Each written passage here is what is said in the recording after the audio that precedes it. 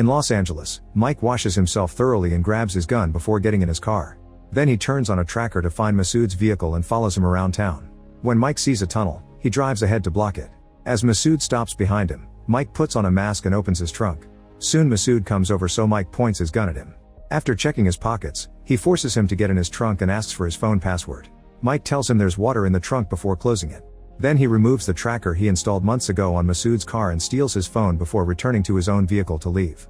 Meanwhile, cousins Ben and Ali get their guns ready before entering a jewelry shop. The owner Sammy gives them a set of diamonds that they put in a briefcase. Then Sammy takes Ben to his office and tells him that the diamonds in the suitcase are fake. The real ones are worth $3 million and Ben must hide them in his socks. At that moment, Mike parks outside the shop and sends Sammy a text from Masood's phone, saying he's ready. Before the cousins leave, Sammy asks to see their guns. He isn't happy with Ali's weapon, so he gives him a new one. The cousins then take off in their car and Mike follows them, pretending to be Masood. Eventually they stop at a parking lot, so Mike puts on his mask again and parks too close to them on purpose, breaking their mirror. He points his gun at them and shows them his phone to play a live broadcast of Ben's house as a threat. Mike makes the duo drop their guns and phones in his car, then he comes out and points his gun at Ben as he asks for the real diamonds, since he knows the ones in the suitcase are fake. At first Ben pretends he doesn't know anything, so Mike mentions his wife by name as another threat. Ben gives him the real diamonds and Mike goes to his car to release Masood. This distraction allows Ali to grab his second gun. When Mike returns to his car, he gives the phones back to Ali, who points the gun at him. His hand trembles, so he misses the shot and hits the window instead. A terrified Mike immediately drives away, moving through town as fast as possible. He almost crashes multiple times and hits the back of another car, but he keeps going until he reaches a parking lot. There, he takes a moment to calm down before taking off his contact lens. Then he covers the car and switches to another one to leave. Meanwhile, Sharon visits Steven in his amazing mansion to sell him an insurance policy. After showing off his security system, Steven pulls out a gun and takes Sharon to the window, telling her to hit a bottle. Sharon never shot a gun before, so she misses. They move to the table by the pool to discuss policy options and Sharon sees a young woman walk by. She assumes she's Steven's daughter, but he explains she's actually his fiancée. Sharon immediately tries to include her in the conversation, but the mood is awkward now. Moments later, detectives Lou and Tillman arrive at the parking lot to investigate the robbery. They question the cousins and find it suspicious that the robber had so much information, but Ben swears he isn't involved. There's a camera on the wall, but it was cut off. Afterward, Lou tells Tillman that he thinks this is the same robber he's been tracking for months because it fits all the characteristics. No violence is used, cameras cut off in advance, he knows exactly what is transported and when, and he disappears in seconds using Route 101. Tillman is skeptical and reveals that his lieutenant told him to change partners. He said no, but he needs Lou to put himself together or he'll ruin their careers. When Mike gets home, he hides the diamonds in a cup. Then he touches his head only to realize he has an injury caused by the broken window. He checks the mask and finds a bloodstain, which means there may be blood in the abandoned car too. In the evening, Mike meets with Money, a man who buys stolen goods to resell in the black market. Mike admits he's nervous about the incoming job in Santa Barbara because it'll involve lots of civilians and he doesn't want anyone to get hurt, but Money just tells him to think of a better plan. Before leaving, Mike exchanges cups with him. Then Money makes a special call. In a hotel, Mike hires a lady for the night, but he isn't in the right state of mind. He goes home and researches the employees from the insurance company, particularly noticing Sharon's profile. The next day, the insurance company discusses the stolen diamonds and Sharon is sent to talk to the police. It irritates her because they give Steven's account to someone else. At the police station, Tillman and Lou question Sammy, who is offended by the implications of fraud. Sammy explains he didn't talk to anyone about the diamonds and only sent emails, which means he was hacked. At a diner, Mike is paying a hacker to get intel from Sharon's social media, email, calendar, and phone messages. Meanwhile, Orman drives his bike at a very high speed until he reaches a parking lot where Money is waiting. Money explains that Mike has lost his nerve and won't do the Santa Barbara job, so he wants Orman to do it instead. That night, Mike is driving peacefully when suddenly another car rear-ends his. Maya tries asking Mike for his insurance information, but Mike offers her cash to pay for the damage instead. Since this is her boss's car, Maya needs to do this through the official channels and forces him to exchange information anyway. The next day, Sharon meets with Lou and explains that the insurance company wants a polygraph test for Sammy and the cousins. Lou can tell that the company doesn't want to pay and insults their tricks, so Sharon insults the corrupt police system. An argument ensues and Sharon says that statistics point to this being an inside job. This gives Lou an idea, so he leaves. At the police station, Lou calls his team for a meeting. He puts up a map of the 219 robberies from the last 4 years, then removes the ones that have certain characteristics: value under $500,000, no courier or armored vehicle, use of violence, and leaving DNA or other evidence. The remaining robberies form a pattern on the 101 freeway, and Lou theorizes that this criminal hacks jewelers' communications to know when they'll move their merchandise. He thinks the next robbery will be in the north. After the meeting, the lieutenant scolds Lou for his presentation. He points out that many of those cases on the pattern already have suspects and one was already closed. Reopening them would hurt the department's clearance rate, and their only priority is to keep their number strong. Lou has no support for his theory. At the same time, Ormond parks his bike outside a bank and watches a man with a suitcase get in their car. Moments later, this man is entering a jewelry store in Santa Barbara. Ormond jumps on him and pushes him inside with his gun out. When he tries to take the man's briefcase, he discovers it's handcuffed to his wrist. Then Ormond makes everyone get down on the floor and checks the back office, but there's only a baby. After hitting a woman with his gun, he points it at the man and asks for the key, so the guy tells him it's in his car. When Ormond looks through the window he sees no cars, which makes him furious. He starts hitting the man's face until he admits the key is on his neck. The guy finally opens the handcuffs and Ormond takes the suitcase, ready to leave. However, he notices there's more valuable jewelry in the store, so he grabs an employee by the hair and makes her unlock the cabinets. After the poor woman puts all the jewelry in Ormond's bag, he makes everyone lie on top of the first man. When he tries to leave he finds the door locked, which means he has to go back and press a button to open it. He doesn't move fast enough and the door is locked again, so he shoots one of the cabinets to make an employee move. The alarm starts ringing as a man presses the button and Ormond finally leaves.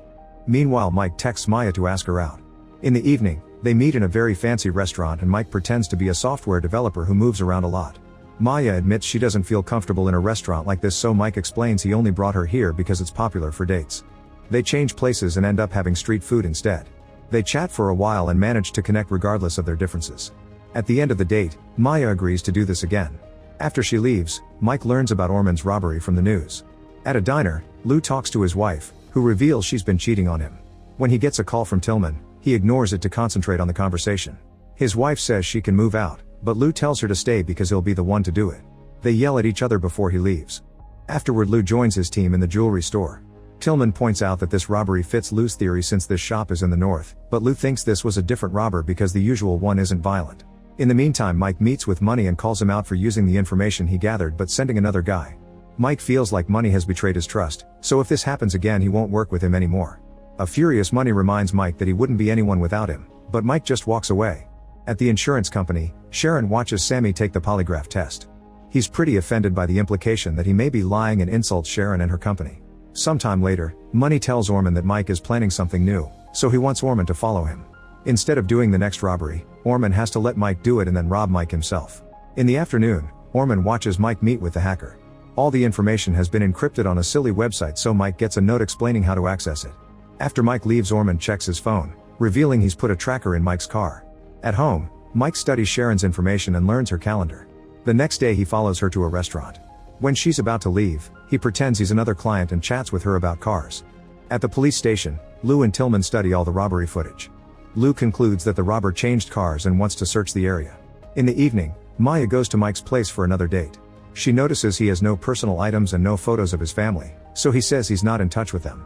He also reveals that he grew up poor, so he's not used to keeping stuff. Maya then turns on the music and convinces him to dance with her. This soon escalates into kissing and getting naughty. When they're done, Maya starts getting dressed, but Mike convinces her to stay. The following night, Mike goes out to the balcony for some fresh air and sees a light in the distance that gives away Ormond's location. After watching Ormond leave on his bike, Mike rushes to his car and searches every inch until he finds the tracker, which he immediately removes. Then he makes a call to rent a new place. The next morning, Ormond pretends to be a delivery guy and bursts into the hacker's apartment. He throws him around the room before sitting on him to point his gun at his mouth, demanding to know what he's been doing for Mike. Meanwhile, Lou is still searching every parking lot in the area. Today he finally sees the covered car and immediately checks inside to find the glass shards. Soon the forensics team is doing a full search and finds a tiny drop of blood. Later, Mike goes to an art gallery, knowing Sharon will be there. He pretends it's a coincidence and she remembers him from the restaurant, so they start chatting and end up sharing a drink. When Sharon explains her job and says it's taught her to read people, Mike wants her to read him. She concludes that he's a person with secrets, he's a bit OCD, and he has too much money and too much time on his hands. However, she can tell he didn't grow up with money. Mike feels uncomfortable, so he changes the subject and admits their meeting isn't a coincidence. He then starts listing all the things he's learned about her, including the fact that she's worked for the same company for 11 years yet they haven't given her a promotion. He explains that he partners with people who can give him information to plan his robberies, and he always makes sure that nobody gets hurt or traced. When Sharon gets offended at the idea of stealing instead of working hard, Mike points out that her company's shareholders aren't clean either. Sharon still wants to leave, so Mike tells her that if she changes her mind, she must post a photo of the beach on Instagram. After Sharon's gone, Mike notices Orman outside the bar and rushes to his car to follow him. They both drive at an incredibly high speed, making lots of sudden turns that endanger other cars. A bus suddenly gets between them and Mike has to stop the car. However, when the bus leaves, Orman is still there. The men share a tense look before the chase begins again. Orman keeps pulling off lots of tricks to keep his advantage, and eventually he manages to cause a car to crash. Thankfully, Mike reacts quickly and dodges it to keep following Orman, which is getting more difficult because they've reached a very busy street. When Orman turns around to check if Mike is still following him, he ends up crashing into a car and falls off his bike. Mike sees him walk away and follows him into a store, where Orman is getting a drink. Orman tries to play innocent, but Mike gets angry and aggressive, pushing against the fridge as he demands an explanation. He doesn't even let go when Orman bites his hand and pulls out his gun as a threat. Orman admits money sent him, and Mike tells him that if he sees them again, they'll be dead. The next day, Sharon discovers that Lou has joined her yoga class. They chat for a while until Lou gets a call from the police station, telling him about some strange vehicles outside a jewelry store. Lou rushes to the crime scene and finds another detective shooting down a running thief. He takes off the criminal's mask only to find a teenager.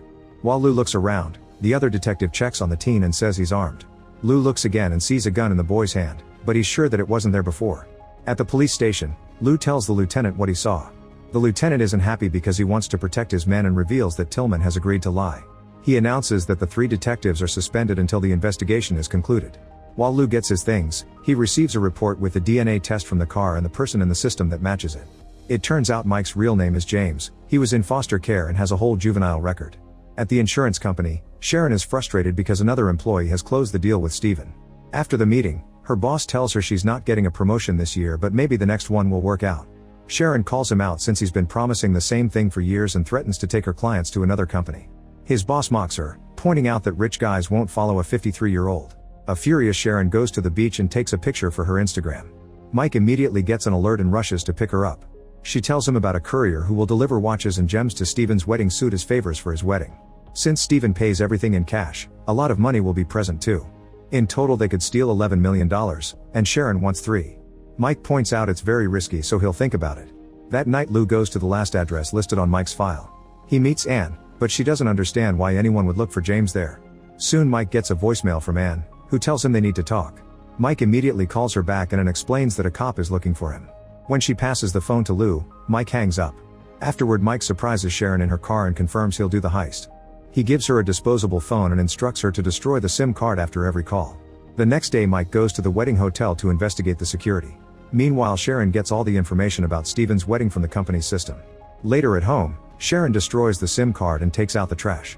When she returns to her apartment, Orman knocks her down and hits her a few times, threatening to do worse if she doesn't tell him what she's been doing with Mike. The next day Sharon doesn't participate in the yoga class but still waits until the end to show Lou her bruises.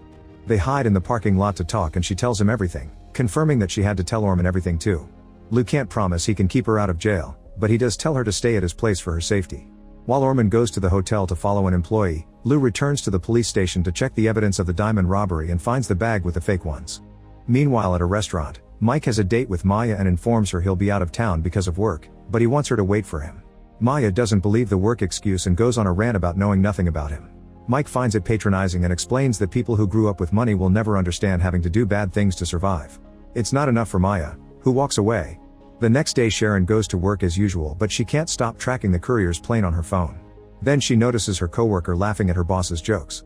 She bursts into her office and goes on a rant, explaining to her that the bosses make lots of promises but they're all lies. They only want young women to get the creepy rich guys. After insulting her boss too, Sharon leaves the office with her head held high. At the same time, Mike is waiting in the parking lot near the airport. He finds the guard hired for the delivery and points his gun at him, showing him his house on his phone feed as a threat. He steals the guy's car and phone to pretend to be the hired guard. Eventually the courier's plane lands and the man is approached with an urgent message. Soon Mike picks up the courier, unaware that Lou has exchanged places with the real guy. During the trip, they try to chat casually, but it's clear they're both very tense and keep glancing at each other with suspicion. At the hotel, Orman changes into the employee's uniform and gets a room order for the wedding suite.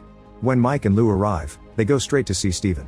As soon as they close the door, Mike pulls out his gun and makes everyone get on their knees. Steven doesn't want to talk, but his fiancée is terrified and confirms that the cash is in the safe.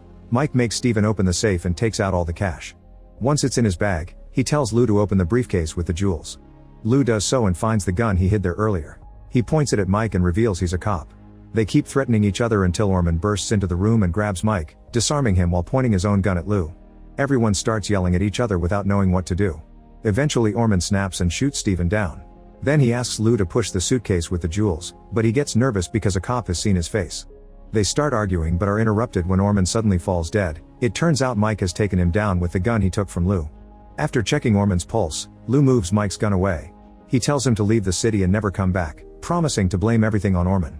Mike finally drops his gun and leaves the room.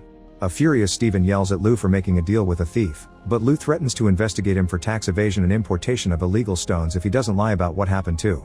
His fiancée scolds him so Steven agrees to cooperate. On the street, Mike gets to walk away while police cars surround the hotel. On the bus, Lou reveals he has Steven's diamonds and left the fake ones in the suitcase. He then goes to the yoga class to give the diamonds to Sharon so she can start a new life. In return she shows him a picture Mike sent with the message for the cop. Meanwhile Mike drives out of the city. Later Lou goes to the location of the picture and finds Mike's antique car. The keys are included, so he gets to drive it. Meanwhile Maya receives an envelope with a picture of Mike's childhood. On its back, he apologizes and hopes they can reconnect. Make sure to subscribe and turn on notifications so you can watch more videos like this. Thanks for watching.